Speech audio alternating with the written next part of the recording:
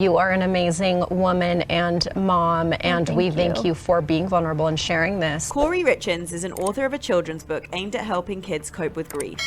She was inspired by the unexpected death of her husband, Kouri Richins.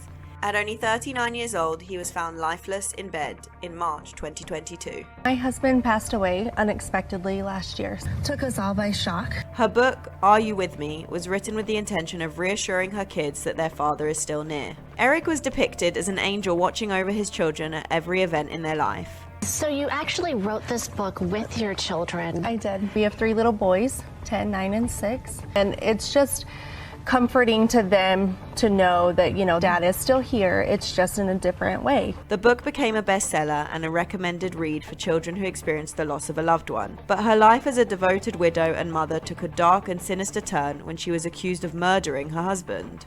On the day Eric died, Kouri said they'd been celebrating her real estate business milestone. She claimed to have served Eric a cocktail, a Moscow Mule, in bed, only to later find him cold and unresponsive. The autopsy revealed that Eric died due to a lethal dose of fentanyl, a powerful opioid drug. The suspicious circumstances surrounding his death led investigators to focus their attention on his wife. And the person who benefited the most from Eric being dead is the defendant. I don't know, $4 million?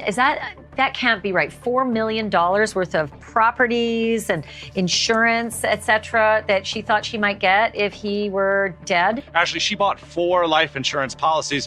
Those 4 alone total somewhere nearly $2 million. The shocking details didn't stop there. Investigators learned that the couple had many disagreements about financial matters, including a $2 million purchase of a mansion for flipping. They were reportedly on the brink of splitting up, and Eric was even planning to exclude her from his will. Then, after his death, fraudulent loans and unauthorized charges were detected on his credit cards. She was also spending her husband's money freely, about $100,000, these documents allege. Her internet search history seemed to reflect her alleged crimes. She had looked up information about prisons and death certificates, the legality of lie detectors, and most damning, lethal doses of fentanyl. During the investigation, Kouri's housekeeper confessed to selling her fentanyl in the weeks leading up to her husband's death. Kouri faces charges of aggravated murder and 3 counts of possession of a controlled substance with intent to distribute.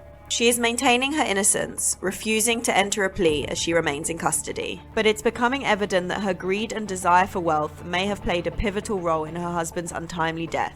I am tormented at the thought of what he endured. I play it out in my mind.